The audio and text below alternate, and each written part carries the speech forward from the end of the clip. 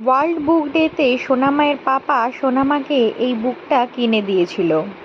আর তারপর থেকেই সোনামাকে এভরিডে সকালে এবং সন্ধেবেলা এই বুকটা ওর সামনে দিতেই হবে।